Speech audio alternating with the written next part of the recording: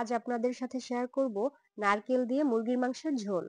প্রথমেই কড়াতে দিয়ে দেওয়া হলো তেল, দেয়া হলো কাটা পেঁয়াজ, দেয়া হলো শিল নোড়াতে পেষা মশলা। মশলার মধ্যে ছিল জিরা, ধনিয়া, আদা, রসুন। দিয়ে দেয়া হলো কিছুটা পানি। তারপরই দেয়া হলো হলুদের গুঁড়া, মরিচের গুঁড়া। মশলাগুলো নেড়েচেড়ে খুব ভালোভাবে মিশিয়ে নেওয়া হলো। এই পর্যায়ে দিয়ে দিচ্ছে আস্ত গরম মশলা। গরম মশলার মধ্যে ছিল সাদা এলাচ, দারুচিনি, তেজপাতা ও লং।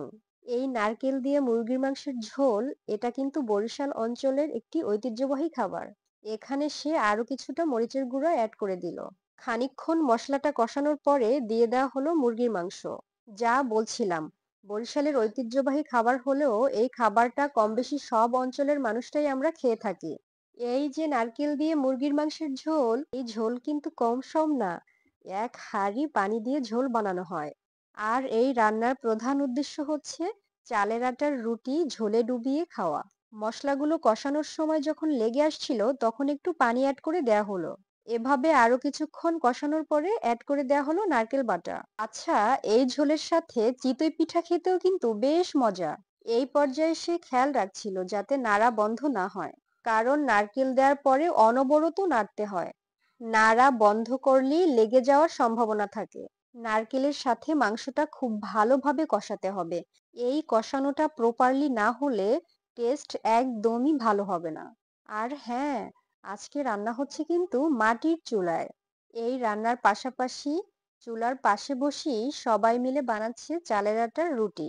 গ্রামের মানুষের রান্নাঘর থেকে শুরু করে ব্যবহৃত যাবতীয় তৈজসপত্র একদম সাদাসিধে। কি সুন্দর আড়ম্বরহীন তাদের জীবন!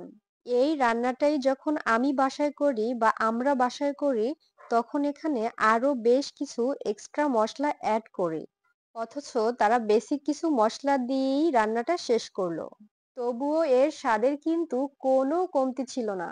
বেশ সময় ধরে কষানোর পরে দিয়ে দেয়া হলো পানি। যেই কথা সেই কাজ, পানি কিন্তু দেয়া হলো এক হাঁড়ি।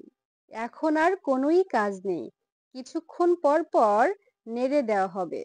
নারকেলের তরকারি, এই জন্য এই তরকারিতে ঝালের পরিমাণটা একটু বেশিই দিতে হয়, নইলে নাকি আসল স্বাদ আসে না।